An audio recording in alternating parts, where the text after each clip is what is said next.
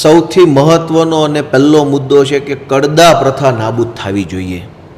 ખરેખર અત્યાર સુધી ચાલતું હતું એવું તો સરકારે સ્વીકાર્યું છે, તો જ આ પરિપત્ર બહાર પાડવાની જરૂર પડે. આ પરિપત્રને કઈ રીતે જોઈ રહ્યા છો? કે બાપાએ દીકરાને પત્ર લખીને ઠપકો આપવો પડે કે બે બોચા મેલવાની હોય. સરકાર છે એ બાપ છે, કડદા બાજો છે એને જેલમાં પૂરવાના હોય, પરિપત્ર કહેવાના હોય. ભાજપીય કડદા પાર્ટીના નેતાઓ પાસે સમય નથી, પણ દિલ્હી બેઠેલા અરવિંદ કેજરીવાલને ગુજરાતના ખેડૂતનું દાજે છે, એટલે જો અહીંયા આવ્યા. કડદા પ્રથા બંધ થાય એમના પર એક્શન રિએક્શન સરકાર લે, એ આજની મહાપંચાયતમાં ખેડૂતો સાથે અમે ચર્ચા કરવાના છે અને સરકાર પાસે માંગ કરવાના છે. આ એમના 2-5 ઉદ્યોગપતિ મિત્રોની સરકાર છે, ખેડૂતની સરકાર નથી. અને આ કડદો કરનારાઓને જેલમાં પૂરવા જોઈએ, આ અમારી માંગણી છે. અને એ સિવાય ઘણી માંગણી છે જે અમે સભામાં કહેવાના છીએ. ઈશુદાન ગઢવી ખેડૂતના દીકરા છે, મને ગણી લો ખેડૂતના દીકરા. તમારા દીકરા જો સરકારમાં હશે તો તમને બધું સમયસર ન્યાય, હક, અધિકાર મળશે. અત્યારે સરકારમાં કોણ છે? કંપનીઓના માણસો બેઠા છે, તો ક્યાંથી સહાય મળવાની છે? કંપનીઓને બધી સહાય, સબસિડી, બેનિફિટ બધું મળે છે. કે ચેતર વસાવા જે છે તે ગમે ત્યારે ભાજપમાં જોડાઈ શકે.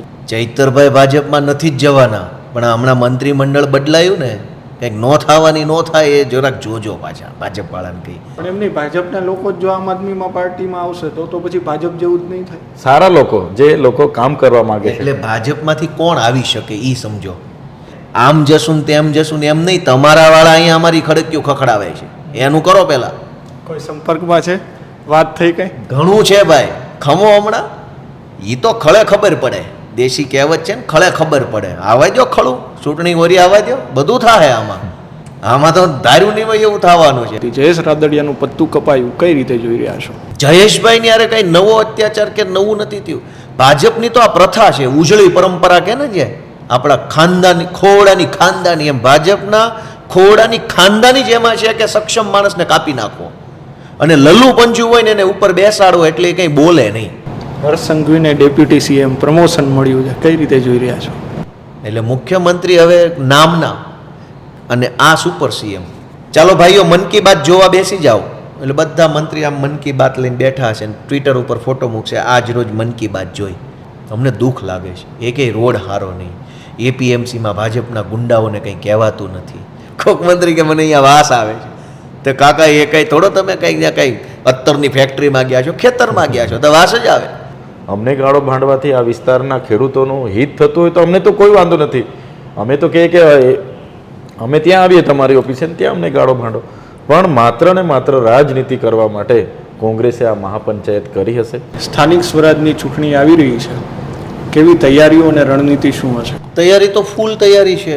આજે મહાપંચાયત જે છે તે આમ આદમી પાર્ટી દ્વારા સુરેન્દ્રનગરના સાયલા જે છે ત્યાં ગોઠવવામાં આવી છે અને ભગવત માન અને અરવિંદ કેજરીવાલ જે રાષ્ટ્રીય સંયોજક છે તેઓ અત્યારે અહીંયા પહોંચ્યા છે. પરંતુ જે ખેડૂતોના મુદ્દાઓને લઈને છેલ્લા કેટલાક સમયથી રાજુ કરપડા હોય, પ્રવીણ રામ હોય, આમ આદમી પાર્ટી છે જે ખેડૂતોના મુદ્દાને લઈને લોકોની વચ્ચે જઈ રહી છે. અને બોટાદના હળદળની જે ઘટના બની પછી રાજુ કરપડા અને પ્રવીણ રામ જે છે તેઓ જેલની અંદર છે ને તેમની ગેરહાજરીની અંદર એક મહાપંચાયત હવે થવા જઈ રહી છે. શું અસરો થશે, કેવા મુદ્દાઓ છે તેમને લઈને આપણી સાથે વાત કરવા માટે જોડાયા છે ગોપાલભાઈ ઇટાલિયા, વિસાવદરના ધારાસભ્ય, અને ડેડિયાપાડાના ધારાસભ્ય ચેતરભાઈ વસાવા. ગોપાલભાઈ, પ્રથમ પ્રશ્ન, કેવા મુદ્દાઓ આ મહાપંચાયતની અંદર રહેશે? આમ તો ખેડૂત નેતા તમારા રાજુભાઈ કરપડા છે, તેઓ હાજર નથી, પરંતુ મુદ્દાઓ કેવા રહેશે? મુદ્દા સૌથી મહત્વનો અને પહેલો મુદ્દો છે કે કડદા પ્રથા નાબૂદ થવી જોઈએ. જે રીતે ભાજપીય કડદા પાર્ટીની સરકારમાં કડદા બાજો વધી ગયા છે અને કડદો વધી ગયો છે. કડદો એટલે દેશી ભાષામાં લૂંટ, ચોરી, શોષણ, કટકી. ચારો તરફ ખેડૂતો સાથે અન્યાય થઈ રહ્યો છે. એક યા બીજી રીતે શબ્દો કદાચ કટકી હોઈ શકે, કડદો હોઈ શકે કે લાંચ હોઈ શકે, પણ ખેડૂતોને લૂંટવામાં આવી રહ્યા છે. અમારી પહેલી સૌથી મહત્ત્વની માંગણી એ છે કે કડદા પ્રથા નાબૂદ થવી જોઈએ. એપીએમસી એટલે કે માર્કેટિંગ યાર્ડમાં ખેડૂતોનું જે શોષણ થાય છે એ બંધ થવું જોઈએ. રાજુભાઈ કરપડા, અમારા પ્રવીણભાઈ રામ, અમારા રમેશભાઈ મેર, અમારા પિયુષભાઈ પરમાર સહિત જેટલા પણ ખેડૂતોને ખોટી રીતે જેલમાં પૂર્યા છે એમની ઉપરથી કેસ પાછો લેવો જોઈએ, એમને જેલ મુક્ત કરવા જોઈએ અને આ કડદો કરનારાઓને જેલમાં પૂરવા જોઈએ. આ અમારી માંગણી છે. અને એ સિવાય ઘણી માંગણી છે જે અમે સભામાં કહેવાના છીએ. પણ ખેડૂતોને જે રીતે અત્યારે આ સરકારમાં તમામ રીતે લૂંટવામાં આવી રહ્યા છે, તમામ રીતે ખેડૂતો સાથે અન્યાય અત્યાચાર થઈ રહ્યો છે, એ લડાઈની અંદર આમ આદમી પાર્ટી પૂરી તાકાતથી ખેડૂતોની સાથે ઊભી છે. અને ખાલી અમે જ નહીં, અમારા રાષ્ટ્રીય નેતા અરવિંદ કેજરીવાલ, ભગવંત માન પણ દોડીને જ્યારે ખેડૂતને જરૂર પડે ત્યારે ગુજરાત આવે છે. અત્યારે આ માવઠું આવ્યું, કમોસમી વરસાદ, હજારો એકર જમીનની અંદર ખેડૂતોને નુકસાન થયું, કોઈને મગફળીમાં, કોઈને બીજા પાકમાં, સોયાબીનમાં, કોઈને એમાં તેમાં. આ સમય છે ખેડૂતોને એક સહકારનો, એના હમદર્દનો જરૂર છે. અને ત્યારે અરવિંદ કેજરીવાલજી ખેડૂતોના દીકરા બનીને અહીંયા ગુજરાતમાં આજે આવ્યા છે. એ આપણા બધા માટે ખુશીની બાબત છે કે ગુજરાતના ભાજપીય કડદા પાર્ટીના નેતાઓ પાસે સમય નથી, પણ દિલ્હી બેઠેલા અરવિંદ કેજરીવાલને ગુજરાતના ખેડૂતનું દાજે છે, એટલે જો અહીંયા આવ્યા. બિલકુલ, સરકારે એક પરિપત્ર બહાર પાડ્યું કે તમામ એપીએમસીઓને આ પરિપત્ર આપવામાં આવ્યો કે જે કડદા પ્રથા ચાલી રહી છે તે ખરેખર હવે જે ચાલતું હોય એ બધું બંધ કરવું જોઈએ. ખરેખર અત્યાર સુધી ચાલતું હતું એવું તો સરકારે સ્વીકાર્યું છે, તો જ આ પરિપત્ર બહાર પાડવાની જરૂર પડે. આ પરિપત્રને કઈ રીતે જોઈ રહ્યા છો? પહેલી વાત તો એ છે કે બાપાએ દીકરાને પત્ર લખીને ઠપકો આપવો પડે કે 2 બોચા મેલવાની હોય. ધારો કે દીકરો તોફાન કરે છે, ન કરવાના ધંધા કરે છે, ખોટા કામ કરે છે, તો બોચામાં 2 મેળવી પડે, પરિપત્ર બહાર પાડવો પડે કે બેટા તું મારો દીકરો છો, તોફાન કરતો નહીં, આમ છે તેમ છે, તોફાન કરીશ તો નહીં ચાલે. સરકાર છે એ બાપ છે, કડદાબાજો છે એને જેલમાં પૂરવાના હોય, પરિપત્ર કહેવાના હોય. કોઈની એવી હિંમત કેમ થઈ ગઈ કે આટલી મોટી સરકાર, IB, CBI, LCB, SOG, PI, PSI, collector, મામલતદારો, અવડું મોટું તંત્ર હોવા છતાંય કડદાબાજોની એ હિંમત કે ખેડૂતોને લૂંટી લે? તો એમાં પરિપત્ર ને ફરીપત્ર શું હોય? પકડીને પૂરી દો જેલમાં, વગર પરિપત્ર સીધા ન થઈ જાય કહેજો. અને તમારે એટલે કે ભાજપની સરકારે એને જેલમાં નથી જ પૂરવાના, તો પરિપત્રનો કોઈ મતલબ નથી. આ પરિપત્રની તો ચટણી બનાવીને પી જશે કડદાબાજો કે આવા તો કેટલાય પરિપત્રો અગાઉ આવ્યા ને હવે આવતા રહેશે, આપણે કરો કડદો ને પરિપત્રો ખાઈ જાઓ, પી જાઓ. એટલે પરિપત્ર નહીં, એક્શન જોઈએ. એક્શન એ છે કે બોટાદથી લઈને આખા ગુજરાતની એપીએમસી યાર્ડમાં જે કડદાબાજો બેઠા છે એ ક્યાં બીજી રીતે ખેડૂતોનું શોષણ કરે છે એને પકડીને જેલમાં પૂરી દેવા જોઈએ, તો આ બધી સિસ્ટમ સુધરે. બિલકુલ ચેતરભાઈ, તમને પૂછવા માંગીશ, અહીંયા તો કડદા પ્રથા બધું કહેવાય છે, ડેડિયાપાડાને વિસ્તારમાં શું પ્રથાઓ ચાલે છે અને કઈ રીતે હવે તમારા ખેડૂતો માટે તમે તમારા વિસ્તારમાં લડશો? અમારા વિસ્તારમાં મેન તો જે એપીએમસી માર્કેટો છે ત્યાં આજે પણ કાચા માલ ખરીદી કરવામાં નથી આવતી. થોડી માર્કેટ યાર્ડોમાં ખરીદી કરવામાં આવે છે, 2-4 માર્કેટ યાર્ડો સિવાય. તો એપીએમસીઓ દ્વારા અમુક વેપારીઓને બારોબાર લાયસન્સ ઇસ્યુ કરવામાં આવે છે અને વેપારીઓ બહાર એમના દુકાનો લગાવે છે, રોડે ખરીદી કરે છે. અને એમાં જે સરકાર એમએસપીના ભાવ, જે ટેકાના ભાવ જાહેર કરે છે, માનો કે મકાઈના 2100 જાહેર કરે તેની સામે 1700 રૂપિયા મળે, કપાસના 1622 જાહેર કર્યા છે તો 1250 રૂપિયા મળે છે. તો આ પ્રકારે ખેડૂતોની લૂંટ થાય છે. અને તમે જે પ્રકારે જોયું હશે કે લૂંટ એ બધી જગ્યાએ સરખા પ્રકારની જ છે. એપીએમસીમાં ભારતીય જનતા પાર્ટીના પદાધિકારીઓ બેઠા છે, ત્યાં એપીએમસીના જે ગોડાઉનો છે, દુકાનો છે, બધે ભાડે આપે છે. દર વર્ષે એને નિભાવણીના ખર્ચાઓ છે પોતાના ઘરે લઈ જાય છે અને જગતના તાતનું શોષણ થાય છે. એટલે આખા ગુજરાતના ખેડૂતોને આમાંથી કડદા પ્રથા બંધ થાય, એમના પર એક્શન રિએક્શન સરકાર લે, એ આજની મહાપંચાયતમાં ખેડૂતો સાથે અમે ચર્ચા કરવાના છે અને સરકાર પાસે માંગ કરવાના છે. એટલે એ તમામ ગુજરાતના ખેડૂતોની 54 લાખ ખેડૂતોની આ માંગ છે. જે પ્રકારે કમોસમી વરસાદ ગુજરાતની અંદર વરસ્યો છે છેલ્લા 3-4 દિવસની અંદર, કઈ રીતે સહાય મળવી જોઈએ? તમે પણ ધારાસભ્ય છો, બરાબર છે, કેવી તમારી, કારણ કે પંજાબની અંદર પણ આમ આદમી પાર્ટીની સરકાર છે, ત્યાં કઈ રીતે આપવામાં આવે છે અને ખરેખર ગુજરાતની સરકાર જે છે તેમાં કઈ પ્રકારનું પેકેજ જે છે તે જાહેર કરવું જોઈએ? હવે ગુજરાતમાં જે પ્રકારે કમોસમી અને માવઠું થયું છે તો આખા ગુજરાતને ને આખા દુનિયાને ખબર છે. આટલા દિવસના માવઠામાં જે પાક લણણી માટે તૈયાર હતો, કોડિયામાં આવે એવો પાક હતો અને આ કમોસમી વરસાદના લીધે નષ્ટ પામ્યો છે. ત્યારે તાત્કાલિક અસરથી એમને 15 દિવસમાં સર્વે કરે, 20 દિવસમાં સર્વે કરવાનો એવું નહીં. આજે ટેકનોલોજી છે, ફિઝિકલી એટલો સ્ટાફ છે, તંત્ર છે, બધાને દોડાવીને 3 દિવસમાં સર્વે કરી લો અને સર્વે થઈ ગયા પછી એને જે વિશેષ પેકેજ જાહેર થાય, વિશેષ પેકેજ ખેડૂતને મળવું જોઈએ. પાછું ગત વર્ષે જે થયેલું 319 કરોડ પહેલાં જાહેર કર્યા, 1450 કરોડ પાછા જાહેર કર્યા, 1769 કરોડ જાહેર કર્યા અને ખેડૂતોને આપ્યું તો કશું જ નથી. 500 કરોડ પણ વપરાયા નહોતા, આજે પણ રેકોર્ડ છે. ત્યારે એવું ના થાય. જે ખેડૂતોને નુકસાન થયું છે એને સપોર્ટ કરવા માટે, એને વળતર યોગ્ય મળે એ ગુજરાત સરકારે વિચારવું જોઈએ. જે પ્રકારે આજે નવા મંત્રીઓ જાય છે, ફોટો સેશનો કરાવે છે, એ આખા ગુજરાતના લોકોએ જોયું છે. એવું ના હોવું જોઈએ. અને ખેડૂતો પર કોઈ ઉપકાર નથી કરતો, એ ખેડૂતોનો અધિકાર છે. જ્યારે એને નુકસાન થયું છે તે આપવું જોઈએ. પંજાબમાં કેન્દ્ર સરકારના વડાપ્રધાનોએ બધા, અમિત શાહે બધાએ મુલાકાતો કરી હતી અને 1 રૂપિયો પણ પંજાબને એમણે હજુ નથી આપ્યો. છતાં પંજાબની સરકારે આ બાઢમાં નુકસાન પામેલા તમામ ખેડૂતોના પાકના વળતરમાં હેક્ટરે 50,000 રૂપિયા આપ્યા. ઘર નુકસાનીના 1,20,000 રૂપિયા પરિવારને આપ્યા. કોઈનું જાનમાલને નુકસાન થયું તો ભેંસ, ગાય કે બળદ એને 40,000 રૂપિયા આપ્યા. જે મજૂરી વર્ગ હતો, ભાગ્યા વર્ગ હતો, ખેત મજૂર હતો, એને પણ સરકારે ત્યાં સહાય આપી છે. અને પંજાબની સરકાર આજે ભગવત માન સાહેબની અધ્યક્ષતામાં ત્યાંની સરકાર ખેડૂતને 12 કલાક મફત વીજળી ખેતના પિયત માટે આપે છે. તો આ દિશામાં ગુજરાતની સરકારે પણ વિચારવું જોઈએ અને વળતર આપવું જોઈએ. માત્ર ફોટો સેશન કે મોટા મોટા પેકેજો નહીં જાહેર કરવા જોઈએ. જાહેર કર્યા પછી એનો ચુસ્ત અમલવારી થાય એ પ્રકારનું એમણે વ્યવસ્થા ગોઠવવી જોઈએ. ગોપાલભાઈ, પંજાબમાં જે પ્રકારે કહ્યું ચેતરભાઈ કે જે પેકેજો જાહેર થયા છે, ગુજરાત સરકાર કેમ નથી આપી શકતી આ પ્રકારના પેકેજ? દાન જ નથી, નિયત ખરાબ છે ભાજપવાળાની. બીજું કે ખેડૂતો પ્રત્યે એમને કોઈ હમદર્દી નથી. આ એમના 2-5 ઉદ્યોગપતિ મિત્રોની સરકાર છે, ખેડૂતની સરકાર નથી. સરકાર ધારે તો બધું જ કરી શકે એમ છે, પણ એને કરવું નથી. એટલા માટે કરવું કે એ ઈચ્છતા નથી કે ગુજરાતનો ખેડૂત સુખી થાય, સમૃદ્ધ થાય, આગળ વધે. એવું નથી ઈચ્છતા ભાજપના લોકો, અને એટલે એ નથી આપતા. અને એટલે જ આ ખેડૂત મહાપંચાયતના માધ્યમથી અમે ગુજરાતના ખેડૂતોને વિનંતી કરીએ છીએ કે આ સરકાર તમારી નથી, આ એના 2-5 મળતિયાઓની સરકાર છે. તમારી પોતાની ખેડૂતોની સરકાર બનાવો. ખેડૂતોના દીકરાઓ જે સરકારમાં પ્રતિનિધિ હોય, આ રાજુભાઈ કરપડા ખેડૂતના દીકરા છે, પ્રવીણ રામ ખેડૂતના દીકરા છે, આ ચૈતર વસાવા ખેડૂતના દીકરા છે, ઈશુદાન ગઢવી ખેડૂતના દીકરા છે, મને ગણી લો ખેડૂતના દીકરા. તમારા દીકરા જો સરકારમાં હશે તો તમને બધું સમયસર ન્યાય, હક, અધિકાર મળશે. અત્યારે સરકારમાં કોણ છે?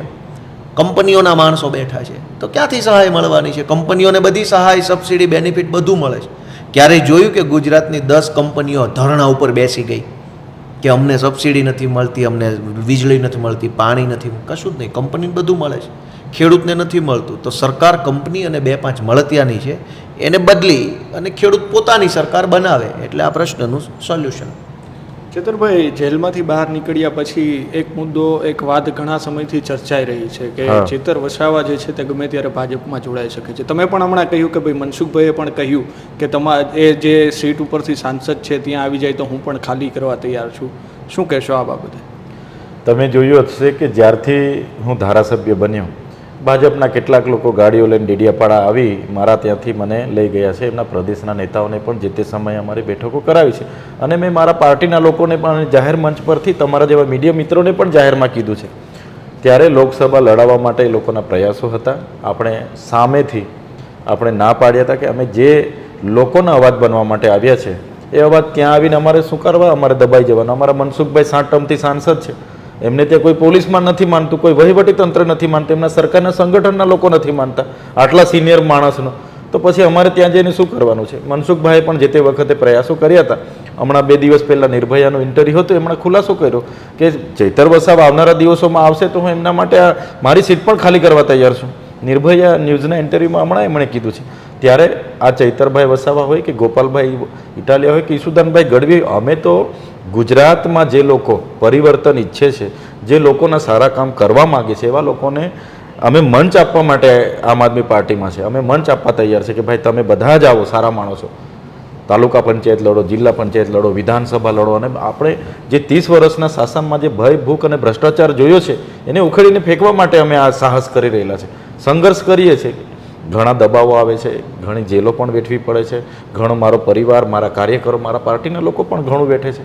પણ આ સંઘર્ષ છે અને અમે પરિવર્તન લાવવા માટે સંઘર્ષ કરી રહ્યા છીએ. આવનારા ભવિષ્યમાં અમારી ટીમ ધીરે ધીરે, ટીમ નાની છે પણ આગળ વધી રહી છે, મોટી થતી જાય છે. આવનારા દિવસોમાં 27માં ગુજરાતમાં પરિવર્તન અમે લાવીને જ જંપીશું.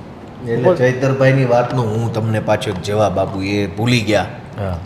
ચૈતરભાઈ ભાજપમાં નથી જ જવાના, પણ હમણાં મંત્રીમંડળ બદલાયું ને, કંઈક નો થવાની નો થાય એ જરાક જોજો પાછા ભાજપવાળાને કહી. આમાં લાઈનો લાગી ગઈ છે, અમારા ડેલે આવીને બેઠા છે કેટલાય. એ ખબર છે તમને? ચૈતરભાઈ તો નથી જ જવાના. આજે એના વારા કપાઈ ગયા ને અમારી ખડકીઓ ખખડાવે છે. એટલે કંઈક આખું ટોળું આવે નહીં આ બાજુ. એટલે ભાજપવાળાને કંઈ ઝાલ્યા રહો બાપા, બધું બંધ મુઠ્ઠી રાખવામાં મજા છે. અમે યોદ્ધાઓ છીએ, અમારે ક્યાંય જવાની જરૂર નથી. અમે રાજનીતિ અમારા દમ પર ઊભી કરી છે. ચૈતરભાઈ હોય કે ગોપાલભાઈ, કિશુદાનભાઈ પોતાના સંઘર્ષના દમ પર જગ્યા બનાવી છે. કોઈના અહેસાન નથી અમારા ઉપર. ભાજપના તમામ નેતા ઉપર છે ને અહેસાન છે, ભાજપ પાર્ટી કે નરેન્દ્ર મોદીનું. ભીખમાં ટિકિટો ને ભીખમાં હોદ્દા છે. અમારી ટિકિટો, અમારા હોદ્દાઓ સંઘર્ષના દમથી બનેલા છે. એટલે અમે આમ જશું ને તેમ જશું ને એમ નહીં, તમારા વાળા અહીંયા અમારી ખડકીઓ ખખડાવે છે. એનું કરો પહેલાં. કોઈ સંપર્કમાં છે? વાત થઈ કઈ? ઘણું છે ભાઈ, ખમો હમણાં. એ તો ખળે ખબર પડે.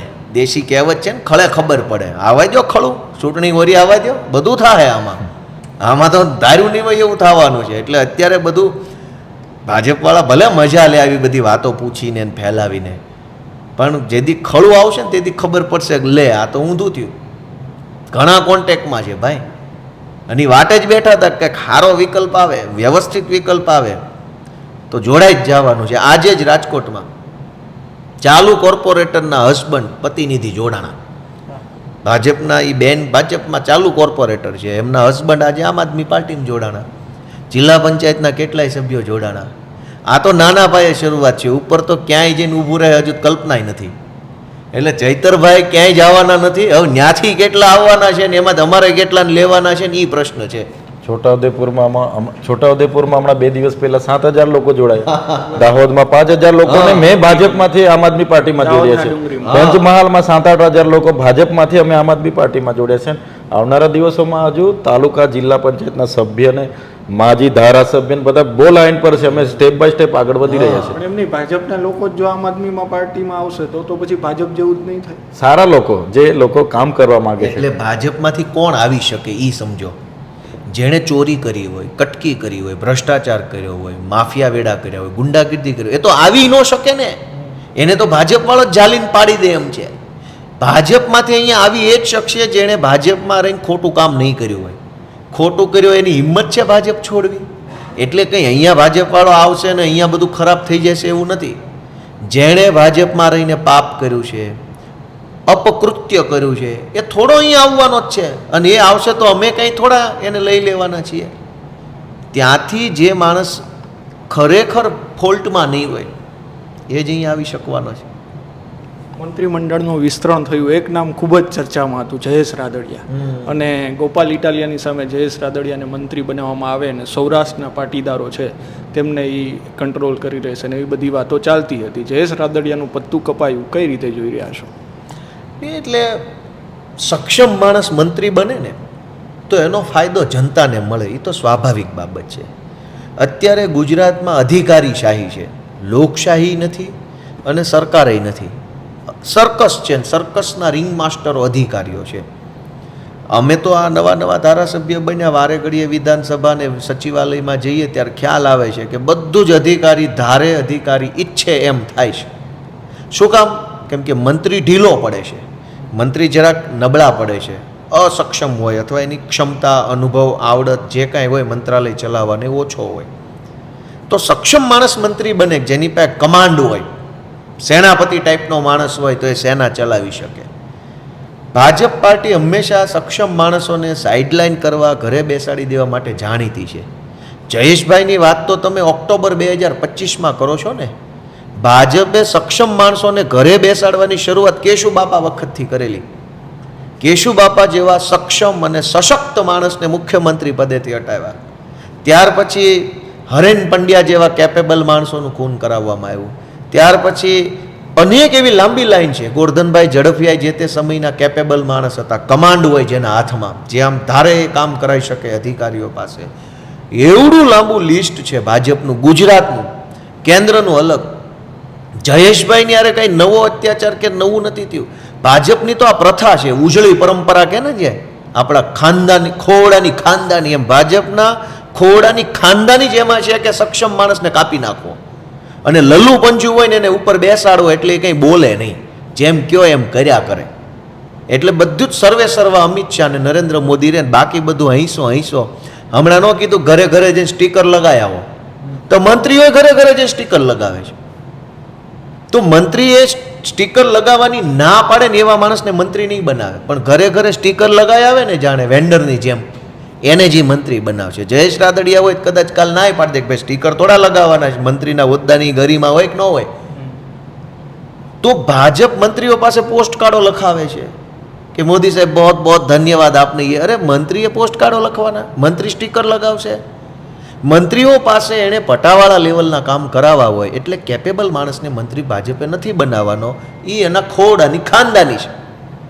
એટલે તમે કેન્દ્રમાં મુરલી મનોહર જોશી, પછી નીતિન ગડકરી, કેવડા કેપેબલ માણસ છે, આજે એનું કોઈ વજન નથી એમની પાર્ટીમાં. એવા નામ લેવા બેસીએ તો જથ્થાબંધ માણસો હતા ગુજરાતમાં, આજે છે ને એવા માણસો જેના હું વળી નામ લઈશ તો હજુ પત્તા કપાઈ જાય. અમે બોલીએ ને એનું તો પાછું આ લોકો ઉપાડી લે છે.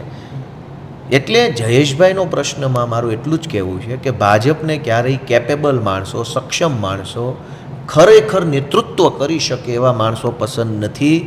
એને ખાલી જી હજુરી કરે, હાજી કરે, યસ્સર કર્યા કરે, જ્યાં કહો ત્યાં સ્ટીકરો લગાવી આવે, જ્યાં કહો ત્યાં પોસ્ટકાર્ડો લખી આવે, એવા માણસો જોઈએ છે, એવા એણે ગોતી લીધા છે. એટલે એમાં નુકસાન જયેશભાઈનું નથી, નુકસાન ભાજપનું અને ગુજરાતની જનતાનું બેયનું છે. હર્ષ સંઘવીને ડેપ્યુટી સીએમ પ્રમોશન મળ્યું છે, કઈ રીતે જોઈ રહ્યા છો?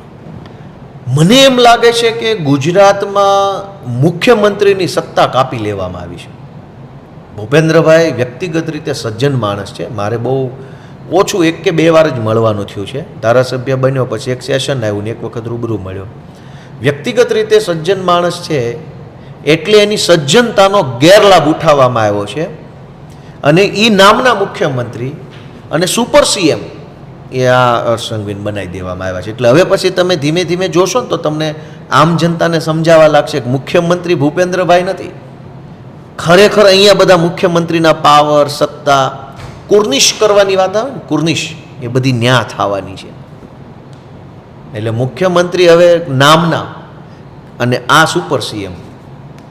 વિસાવદરમાંથી જ્યારથી તમે જીત્યા છો, સૌરાષ્ટ્રની અંદર પણ તમે ઘણી બધી જગ્યાએ ફરી રહ્યા છો. ભાજપ હોય કે કોંગ્રેસે પણ 2 દિવસ પૂર્વે ખોડલધામથી અને રાજકોટમાં પણ સભાઓ કરી. લાગે છે કે હવે સૌરાષ્ટ્ર ઉપર વધુ ફોકસ તમારા આવ્યા પછી ભાજપ અને કોંગ્રેસ બંને કરી રહ્યું છે? મને હજુ એવું નથી લાગતું, કેમ કે કોંગ્રેસ પાર્ટીને કાંઈ પડી નથી. સૌરાષ્ટ્ર હોય કે આખું ગુજરાત હોય, રાજકારણમાં અમારા જન્મ પહેલાં તો વિપક્ષમાં કોંગ્રેસ જ હતી ને, ત્યારે આપી દેવું હતું ને બધું ધ્યાન ને જે કાંઈ આપવા જેવું હતું, એ નથી આપ્યું ને એને પહેલાંય તક ફરક નહોતો પડતો ને ભવિષ્યમાંય નહીં પડે, કેમ કે એને કાંઈ લેવા દેવા જ નથી રાજકારણ હારે. એ હવે ભાજપની વાત કે ભાજપે તે હજુ જોઈએ એટલું ધ્યાન નહીં આપે, કેમ કે એનો અહંકાર જ એવડો મોટો છે કે એ કામ કરીને મત લેવામાં નથી માનતી ભાજપ પાર્ટી. 8 મંત્રીઓ સૌરાષ્ટ્રને આપ્યા તમારા કારણે એવું માનવામાં આવે છે. નહીં, સ્ટીકર લગાવવા માટે આપ્યા છે, જનતા માટે નહીં. ભલે 8 હોય કે 80 હોય એનો પ્રશ્ન નથી. કામ શું કરશે તો કે ભાઈ ઉપરથી આવશે કે નરેન્દ્ર મોદીના પોસ્ટ કાર્ડ લખો એટલે બધા પોસ્ટ કાર્ડ લખશે.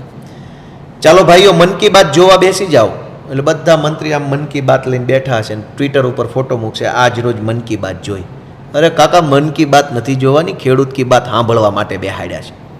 એટલે તમે 8 મંત્રી બનાવ્યા કે 80 બનાવ્યા, એનાથી હું જનતાનો ફાયદો. મંત્રી સ્ટીકરો લગાવશે, મંત્રી પોસ્ટ કાર્ડ લખશે, મંત્રી મન કી બાત જોશે, મંત્રી છે એ આમ ઓલું વૃક્ષારોપણ આરે ફોટો પડાવશે, એક પેડ માં કે નામ. અરે માં કે નામ નહીં, બાપા ખાવાના પૈસા નથી. માં કે નામ નહીં, બાપ કે નામ કરો કાંઈક. એટલે સૌરાષ્ટ્ર ઉપર તમે જે કહો છો ને બેયનું ફોકસ કશું હોવા ને. હું સૌરાષ્ટ્રનો છું, કાઠિયાવાડી છું, અમને દાજે છે, અમને પીડા થાય છે. અમારા કાઠિયાવાડની હાલત જોઈએ ને અમને દુઃખ લાગે છે. એકેય રોડ સારો નહીં, એપીએમસીમાં ભાજપના ગુંડાઓને કંઈ કહેવાતું નથી, ટોલ નાકે માથાભારે માણસો બેઠા છે. ખેતરોના રસ્તે જવાય નહીં, પાણી આવે નહીં ખેતરોમાં, લાઇટના ધાંધિયા, જીઈબી વાળાને કંઈ કહેવાય નહીં, મામલતદાર ઓફિસમાં કોઈને વતાવાય નહીં. એટલી પીડા કાઠિયાવાડ ભોગવે છે કે એનું કહેવું કોને. અને બે કાઠિયાવાડની પીડાનું પાપ ભાજપ અને કોંગ્રેસ ઉપર સરખા ભાગે છે. એટલે અમે કરશું, હવે લડાઈ લડશું, નવા નેતૃત્વનું નિર્માણ કરશું, ગામડે ગામડે છોકરાઓ ઊભા કરશું, રાજનીતિને સમજે જાણે, આગળ આવે, તાલુકા જિલ્લામાં ઊભા રહી જાય ચૂંટણીમાં, અને નવું નેતૃત્વ બનાવીને અમે કાઠિયાવાડમાં ને આખા ગુજરાતમાં સારું કરશું. કમોસમી વરસાદ બાદ મંત્રીઓ હવે ખેતરોમાં દેખાઈ રહ્યા છે, કઈ રીતે જોઈ રહ્યા છો? હવે એમાં તમે એક વાત સમજો, કોઈ માણસ ખેતરે કેવી રીતે જાય? ખેતરે જાય તો કે ગમબૂટ પહેરીને જાય, કોઈ ફેક્ટરી છે? કોક મંત્રી ગમબૂટ પહેરીને આટા મારે છે, કોક મંત્રી કે મને અહીંયા વાસ આવે છે. તો કાકા એ કંઈ થોડો તમે કંઈક ત્યાં કંઈ અત્તરની ફેક્ટરીમાં ગયા છો, ખેતરમાં ગયા છો, તો વાસ જ આવે. અને આ વાસ આવીને તો તમારે એમ સમજવાનું છે ખેડૂતને કેટલી વાસ આવતી છે, એ પીડા તમારે સમજવાની હતી. એના બદલે પોતાની પીડા વ્યક્ત કરે. ભાઈ ખેતરે ગયા હતા ખેડૂતની પીડા સમજવા, કે ખેડૂતને કેટલું દુઃખ દર્દ છે. એના બદલે તમે તમારી પીડા સાચવી લીધી. કોઈને વાસ ન આવી જોઈએ, કોઈના પગ ના બગડવા જોઈએ, કોઈના કપડાં ના બદલવા જોઈએ. હવે એમાં શું તમે આની પાસે શું આશા રાખો? આશા શું હાલો મને કહો તમે? તમે ખેડૂતનું દુઃખ દર્દ જાણવા ગયા હતા? તમને કે તકલીફ પડે છે ફોટા પડાવવામાં, એ કહેવા ગયા હતા? અમે ખેડૂતના દીકરા છીએ, અમે કરશું અમારા ખેડૂતો માટે. અમે અમારા ખેડૂતોને આ મહાપંચાયતના માધ્યમથી વિનંતી કરવાના છીએ કે તમારી પોતાની સરકાર બનાવો. બોટાદની અંદર કોંગ્રેસે સંમેલન કર્યું, ચેતરભાઈ અને ગોપાલભાઈ ઉપર પણ આક્ષેપો થયા, અને વરસ્યા છે ગોપાલભાઈ અને ચેતરભાઈ ઉપર ખૂબ નેતાઓ કોંગ્રેસના. આ સંમેલન આ કડદા પ્રથાનું જે ચાલી રહ્યું હતું, જે આમ આદમી પાર્ટીએ કર્યું, ત્યાર પછી અડદડની ઘટના બની, ત્યાં સુધી કંઈ કોંગ્રેસે એક પણ નિવેદન આપ્યું નહોતું, પણ અચાનક હવે સંમેલન કર્યું છે. આ સંમેલનને કઈ રીતે જુઓ છો? ચૈતરભાઈ, આ સંમેલનનો જવાબ તમે જ આપવામાં, હું આપીશ તો હું કદાચ સારું નહીં કહી શકું. જે પ્રકારે તમે જોયું કે કડદા પ્રથા સામે આખા ખેડૂતો એ આંદોલન પર ઉતર્યા, ગાંધી ચિંધ્યા માર્ગે આંદોલન કરતા હતા. ખેડૂતોના નેતા રાજુ કરપડા, પ્રવીણ રામ, તમામ લોકોની ટીમ ન્યાય મળે એ દિશામાં આગળ હતા. પછી જે પ્રકારે પોલીસને સરકારે આદેશ કર્યો, આદેશ કરી અને પોલીસ હેલ્મેટ દંડા સાથે આવીને ટીયર ગેસ હા તે કરીને ખેડૂતો પર જે હુમલો થયો, લાઠીચાર્જ થયો અને જેલ બેઠી, ત્યાં સુધી કોંગ્રેસને ક્યાંય ખબર ના પડી. એક પણ નેતાએ એક પણ સ્ટેટમેન્ટ ત્યાં સુધી નહોતું આપ્યું. આટલા દિવસો થઈ ગયા અને કોંગ્રેસને થયું કે ચાલો હવે ખેડૂતોના વહારે આપણે પહોંચી જઈએ. આટલા દિવસો બાદ એમણે સભા ગજવી. હવે સભા ગજવી તો જે ખેડૂતો માટેની સભા હતી, જે બેનર હતું ખેડૂત મહાપંચાયત, એની જગ્યાએ તો એમણે આમ આદમી પાર્ટીના એક નેતાનો એમણે ગાળો ભાંડી છે. ગોપાલભાઈના નામ જોગ, ચૈતર વસાવાના નામ જોગ. અમને ગાળો ભાંડવાથી આ વિસ્તારના ખેડૂતોનું હિત થતું હોય તો અમને તો કોઈ વાંધો નથી. અમે તો કહે કે અમે ત્યાં આવીએ તમારી ઓફિસે ને ત્યાં અમને ગાળો ભાંડો. પણ માત્ર ને માત્ર રાજનીતિ કરવા માટે કોંગ્રેસે આ મહાપંચાયત કરી હશે. ગુજરાતમાં 30 વર્ષ દરમિયાન, એના પહેલાં પણ કોંગ્રેસે ખેડૂતો પર જે ગુજારેલું છે આખા ગુજરાતને ખબર છે. 30 વર્ષ દરમિયાન કોંગ્રેસે શું ભૂમિકા ભજવી છે એ પણ બધાને ખબર છે. એટલે એ વાતમાં અમે કંઈ વિશેષ પડતા નથી. એમના જે તમામે નેતાના ભાષણો બધાએ જોયા છે. માત્ર રાજકીય સંમેલન હતું અને બસ એ સંમેલન પતાવ્યું છે એમણે. એ ક્યાંય કોંગ્રેસ ખેડૂતો માટે સદનમાં કે રોડ પર અમે લડતા જોઈએ નથી. ચેતરભાઈ, એસઆઈઆરનો મુદ્દો જે ચાલી રહ્યો છે, ચેતરભાઈ અને ગોપાલભાઈ આ બંને મુદ્દાને કઈ રીતે જોવે? અમે ગઈકાલે મુખ્ય ચૂંટણી અધિકારી ગુજરાત રાજ્યના એમના અધ્યક્ષતામાં મિટિંગ હતી. તમામ સર્વદળીયની મિટિંગ હતી. આમ આદમી પાર્ટી તરફથી ગોપાલભાઈ ઇટાલિયાજી અને હું પોતે હાજર હતા. અમે ખૂબ ગંભીર હતા. જો ખાસ સઘન મતદાન યાદી સુધારણાનો કાર્યક્રમ હોય તો ચૂંટણી પંચે પણ ગંભીરતા દાખવવી જોઈએ. અમે કીધું કે ભાઈ રૂટિનમાં કોઈ મૃત્યુ પામે, કોઈ નવા વહુને લગ્ન કરીને લાવે કે કોઈ ડુપ્લિકેટ વોટ મતદાતા હોય, કોઈ પરણી જતું રહે તો રૂટિનમાં એના નામો બીએલઓ કમી કરે છે અને દર 3 મહિને મતદાન સુધારણાનો કાર્યક્રમ ચાલે જ છે. તો એસઆઈઆરમાં શું નવું છે? તેમણે કીધું કે ડુપ્લિકેટ મતદાતાને અમે શોધીશું. અમે કીધું કે જે યુપી, બિહાર અને મધ્યપ્રદેશના લોકો જીઆઈડીસીઓમાં કામ કરવા માટે આવે ને એમનો મતદાનનો કાર્ડ ત્યાં પણ હોય છે, એનું નામ અહીંયા પણ હોય છે. અહીંયા ચૂંટણી અહીંયા મતદાન કરે, ત્યાં ચૂંટણી ત્યાં મતદાન કરે. તો એમને તમે કઈ રીતના લિંક કરશો કે કઈ રીતના બાયફર્ગેશન કરશો, કઈ રીતના પકડશો? તો એમની પાસે કોઈ જવાબ નહોતો. બીજું અમે કીધું કે જે લોકો આદિવાસી વિસ્તારોમાંથી 5-5, 6-6 મહિના માટે ખેતમજૂરી કરવા સૌરાષ્ટ્ર આવે છે, સુગરોમાં જાય છે, હવે એ લોકોને તમે એસઆઈઆર કઈ રીતના કરશો? ઘરે તો તાળું હશે, તમારો બીએલઓ જશે તો એમનો ફોટો, એમના બાયોડેટા, એમની ડોક્યુમેન્ટ, સરનામા બંધ હશે, શું કરશો? તો ચૂંટણી પંચ પર એનો કોઈ જવાબ નહોતો. બીજું બોર્ડર વિલેજો છે માનો કે અમારો વિસ્તાર મહારાષ્ટ્ર મધ્યપ્રદેશ અને રાજસ્થાનથી અડેલો છે, અમે બોર્ડર લેસ થઈને એકબીજા સાથે રોટી બેટીઓના વ્યવહારો કરીએ છીએ. તો એ ચૂંટણી પંચે કીધું કે SIR 2002ની યાદી સાથે મેચ કરીને અમે કરવાના છે. હવે બીજા રાજ્યની 2002ની યાદીમાં શું એ બહેનોના નામ હશે? અગર નથી હોતા તો SIR શું કરવાની છે એનો કોઈ એમની પાસે જવાબ નહોતો. તો આવી અનેક ગંભીર બાબતો એમની પાસે નથી, જવાબ જ નથી. બસ ઉપરથી આદેશ આવ્યો છે ને અમારે 1 મહિનાનો આ ઝુંબેશ ચલાવવાનો છે અને 1 મહિનાની અંદર 5,08,39,000 લોકોના ફોર્મ કઈ રીતના ભરવાના, ખૂબ જ કસરત માંગી લે એવું આ કામ છે.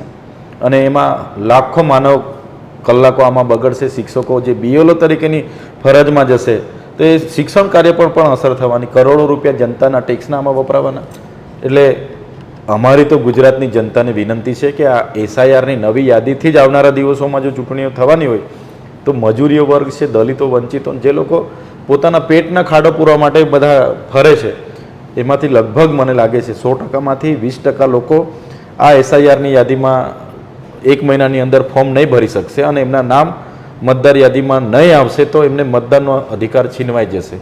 ત્યારે જે ચૂંટણી પંચ છે સંવિધાનિક સંસ્થા છે અને કોઈના દબાણમાં આવીને આગળ બારોબાર હાડમારી જે નિર્ણયો લે છે એ ગંભીર છે. જે પ્રકારે 2016માં નોટબંધી આવી અને આખા દેશના લોકો લાઈનો પર લાગી ગયા, એ જ પ્રકારે આ વોટબંધીથી પણ આખા લોકો લાઈનો પર લાગી જશે અને એમાં ઘણા વૃદ્ધ અને ઘણા લોકોને આમાં હેરાનગતિ થવાની છે એવું મને લાગી રહ્યું છે. અંતિમ સવાલ ગોપાલભાઈ, સ્થાનિક સ્વરાજની ચૂંટણી આવી રહી છે, કેવી તૈયારીઓ અને રણનીતિ શું હશે? તૈયારી તો ફૂલ તૈયારી છે અને રણનીતિ એક જ છે કે સામાન્યમાં સામાન્ય માણસ સુધી અમે પોતે પહોંચીએ, અમારી વાત પહોંચે, એને આજીજી કરીએ અને કહીએ કે શા માટે ગુજરાતમાં વ્યવસ્થા બદલવી જરૂરી છે. એ વિચાર ઘર ઘર સુધી પહોંચાડવો એ જ અમારી રણનીતિ છે. અમારો વિચાર શું છે કે છેવાડામાં છેલ્લા માણસ સુધી સરકારનો લાભ પહોંચવો જોઈએ. આજ શું થયું છે કે સરકારની કોઈ પણ વ્યવસ્થા છે એનો લાભ માત્ર 5 મળતિયા સુધી પહોંચે છે. મોટા શહેરોમાં જુઓ કે ગામડામાં જુઓ, પરિસ્થિતિ એક જ છે. તો અમે એ પરિસ્થિતિ બદલવા માટે જનતાને અમારો વિચાર, અમારું વિઝન અને અમારી લીડરશિપ શું કરવા માગે છે બધું કહીશું અને એવી રીતે પૂરી તાકાતથી, પૂરી મજબૂતીથી અમારા પોતાના દમખમ ઉપર સ્થાનિક સ્વરાજની ચૂંટણી. તો આ હતા આપણી સાથે ડેડિયાપાડાના ધારાસભ્ય ચેતર વસાવા અને ગોપાલ ઇટાલિયા, બંને સાથે આપણે ઘણી બધી ચર્ચાઓ કરી. ઉલ્લેખનીય છે કે આગામી જે સ્થાનિક સ્વરાજની ચૂંટણીઓ જે છે તેમને લઈને પણ પોતે રણનીતિ બનાવી રહ્યા છે આમ આદમી પાર્ટી અને લોકોની વચ્ચે જઈ રહ્યા છે. ત્યારે આવનાર દિવસોની અંદર જ ખબર પડશે કે ખરેખર આમ આદમી પાર્ટી અત્યારે જે પ્રમાણે પ્રભુત્વ છે ત્યારે હવે આગામી દિવસોની અંદર જનતા આ બંને નેતાઓ અને જે આમ આદમી પાર્ટી છે તેને કેટલો પ્રેમ આપે છે.